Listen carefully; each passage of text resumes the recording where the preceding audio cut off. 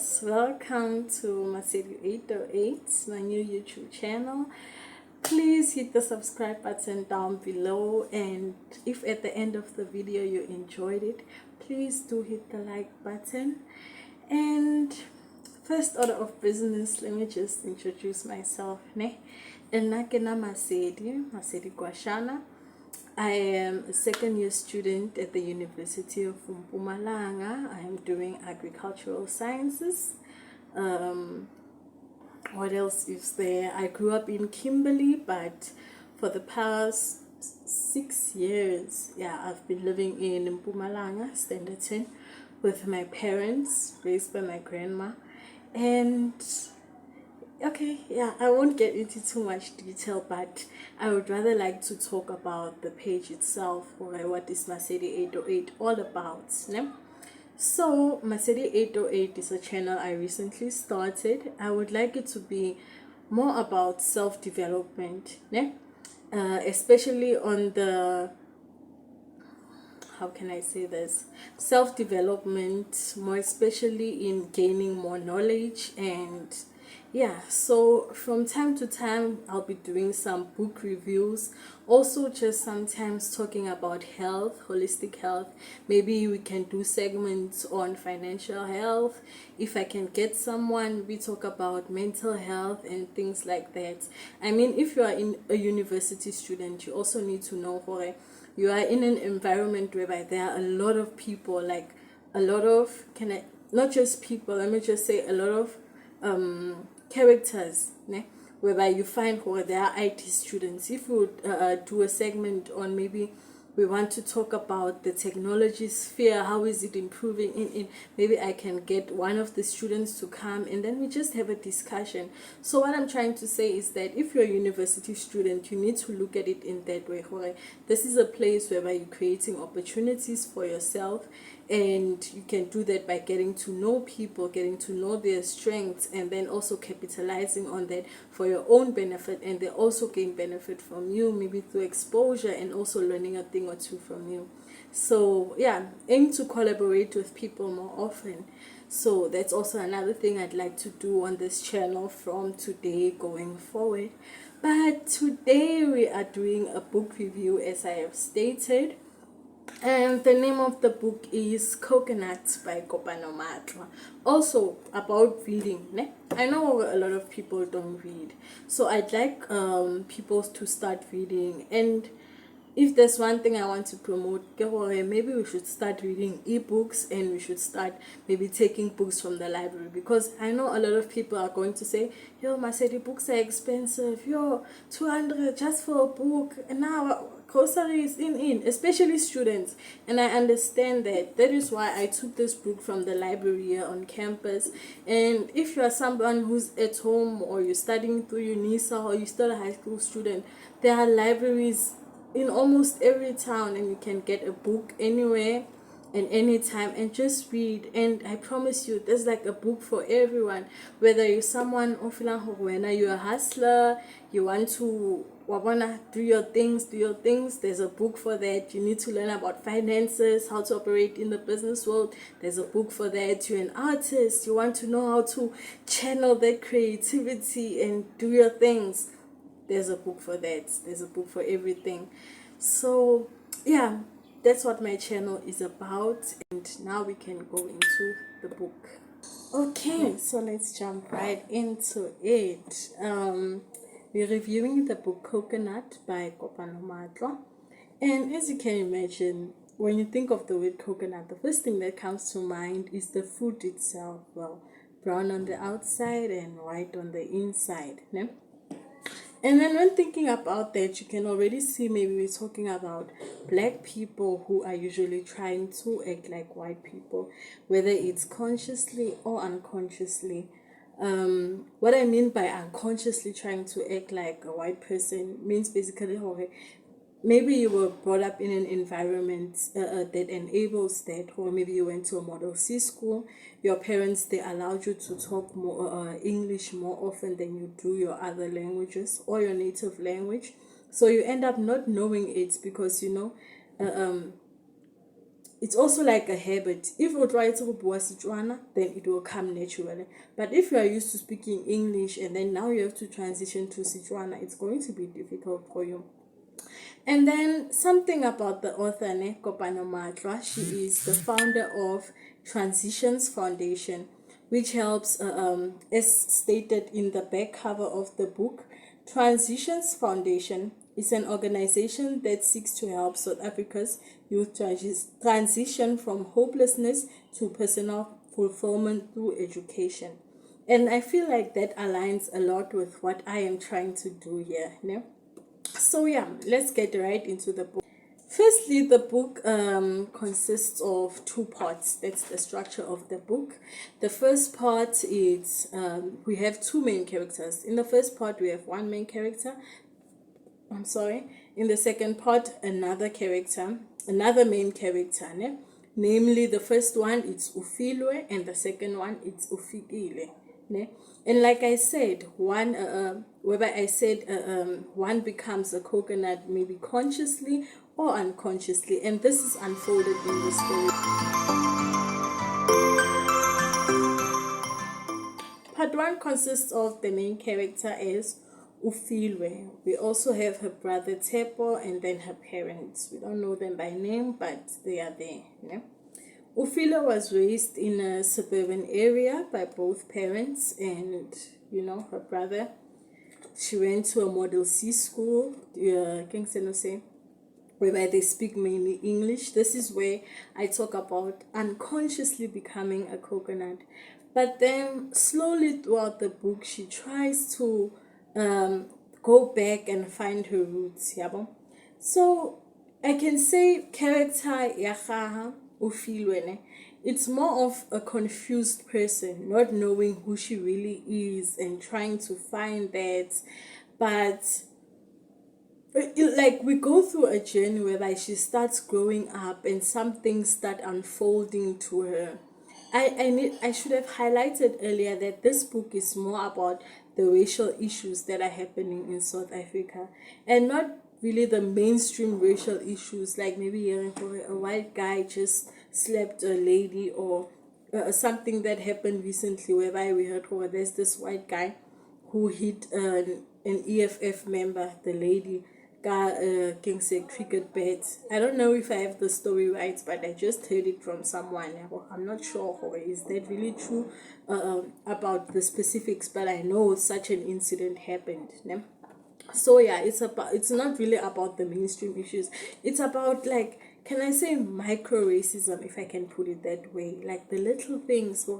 Maybe if you are talking to a white person and they have that attitude, nah, a black person isn't smarter than me. We are the ones who taught them English. If it wasn't for us, they wouldn't know a thing. Yeah, about those kind of things. But they are, like I say, they are micro expressions. Yeah, you can see them in their reactions, their facial, like, yeah, the movements in you know how sometimes when a white person greets you and they're like a fake smiley one. Yeah, that's what the book is unfolding. At some point you have to realize there is really a difference between black and white. Yes, we might have that thing now and then, yeah, we are all humans, whatever, but sometimes it's just a matter of accepting you know what, there is a racial difference and that's how you need to live. So throughout the story, like Ufilwe growing up as a child, you know how you are. You don't really, you can see race, but you don't really register it in your mind. Okay, I'm black and they are white. You just take it, and if a white person wants to be your friend, you allow that, and that's fine. So her brother is Tepone. He's much older, and he has a huge influence on Ufilwe, like in her realizing that, you know what, I need to go back and find my roots. Who am I, Ufilwe? Like there's a part in the book where she starts asking herself, do I know any African ceremonies that need to be performed? Maybe before a wedding, before a funeral, during a funeral. Because what she usually does is just attends them and that's that. But she doesn't know anything about it. She doesn't know any of our customs or cultural traditions. Yeah, So yeah, that's Ufilo's journey. And towards the end, oh, she's a petty girl, ne? Towards the end, Ufilo starts, what can I say?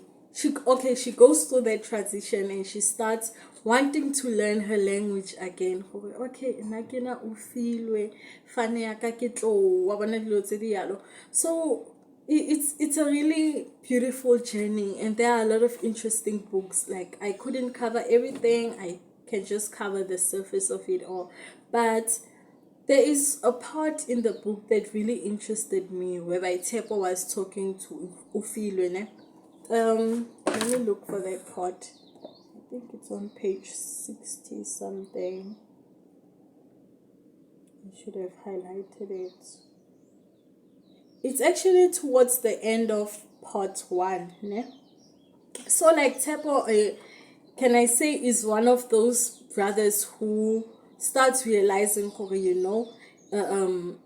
or not pro-African, however, as Africans, we need to do things for ourselves. We need to realize, these same people who oppressed us in the past, like, it's not likely that they have completely changed. Yes, they might say, oh yes, apartheid is over and whatnot, but then however the current situation, it's very political even.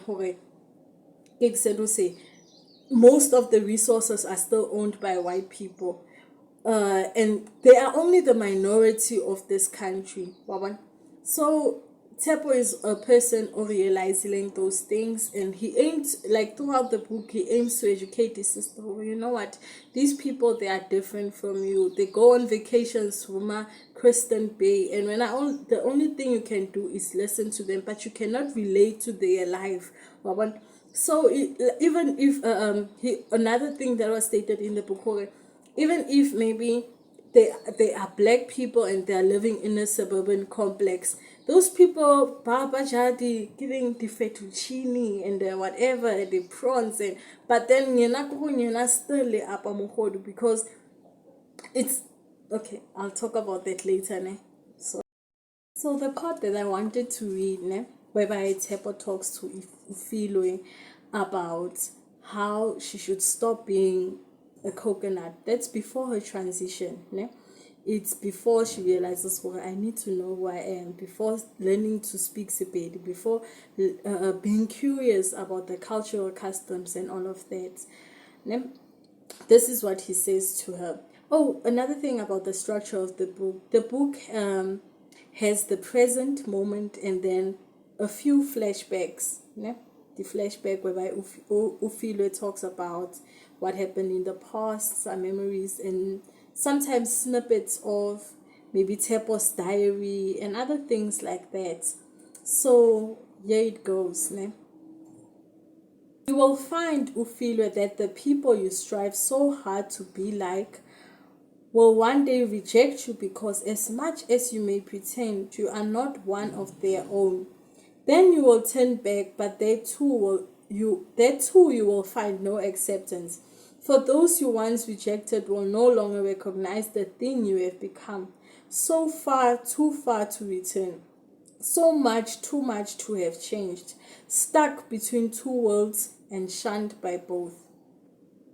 So yeah, that's something to think about, if you feel like when you are I'm not trying to make this personal, so let me keep it surface level. So yeah, that's just something you should try to think about, ne?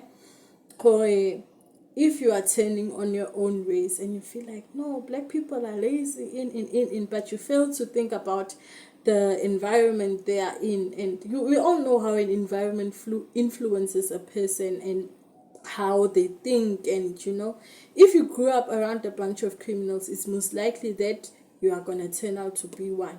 Yeah, well, if you grow up and they constantly tell you, when you are nothing, what, those things, they get into your mind and you end up becoming that nothing.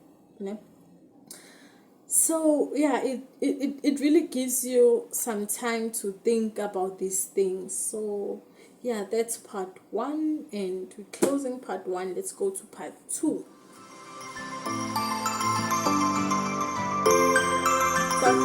2 of the book. Like I stated earlier, part 1 is about Ufilwe, and then part 2 is about Fikile. Ne?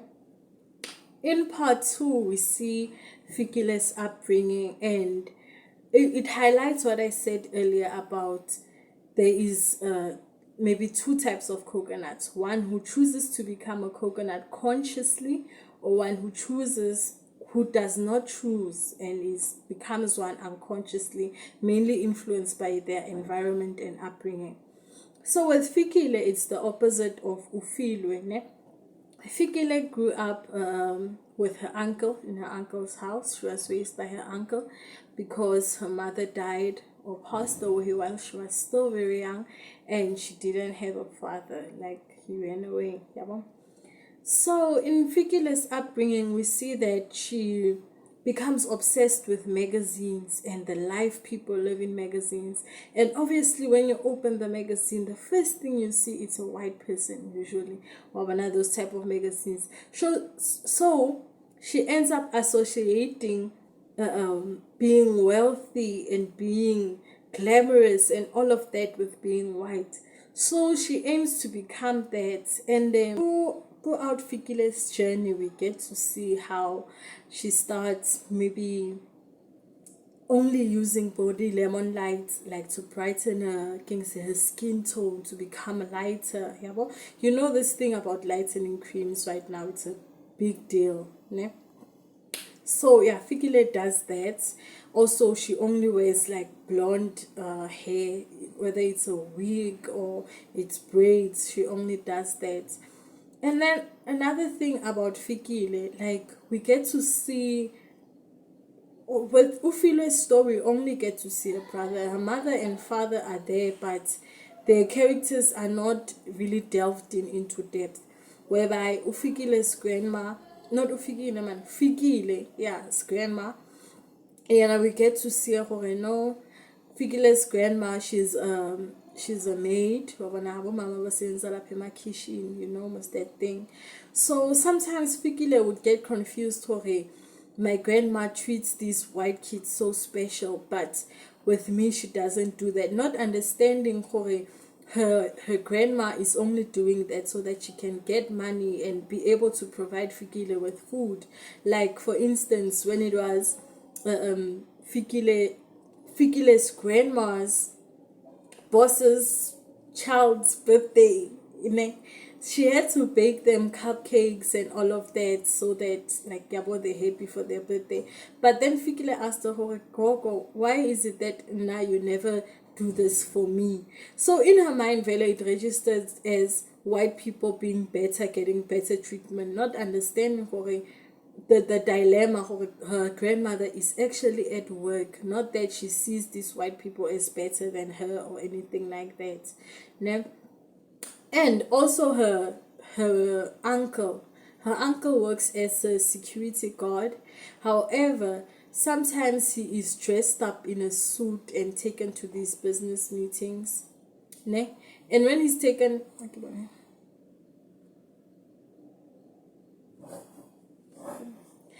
yes, sometimes his uncle her uncle works as a security guard, and the company that he works for claims to be a BEE company. We know those things. We've heard about the stories, even about the Chinese people.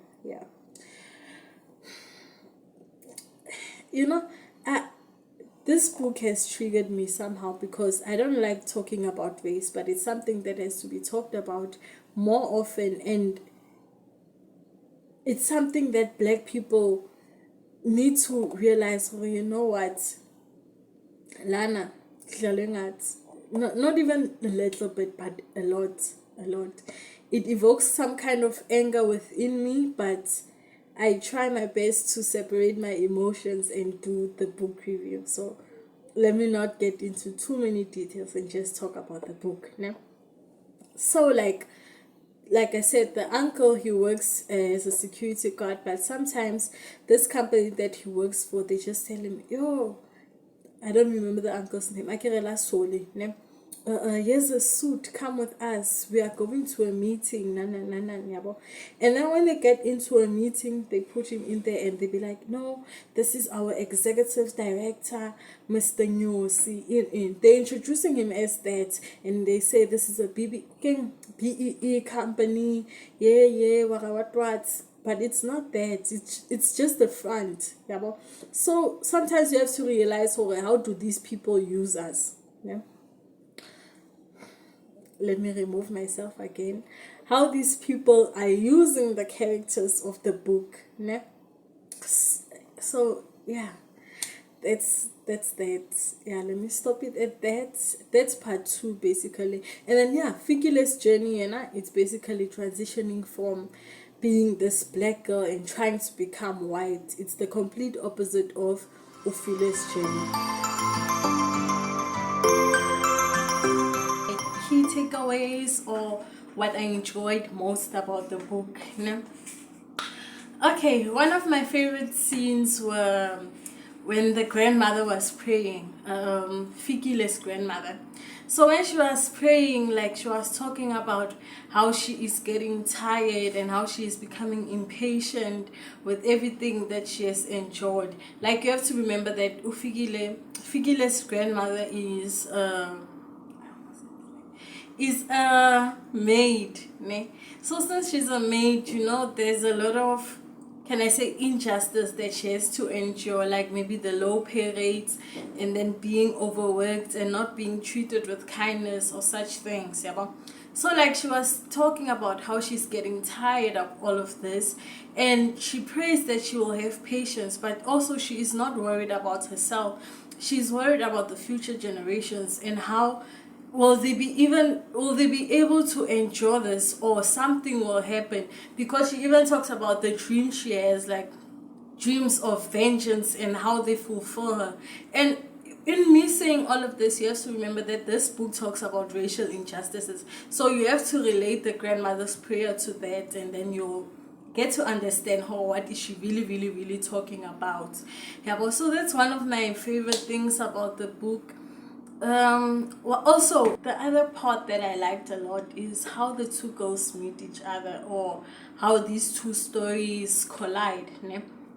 So Fikile, like I said earlier, or I think I said it, she works at what's this thing called, a cafe. She works at a cafe, and that same cafe, Ufilwe and her family, they go there every Sunday for like a brunch thingy, yabo.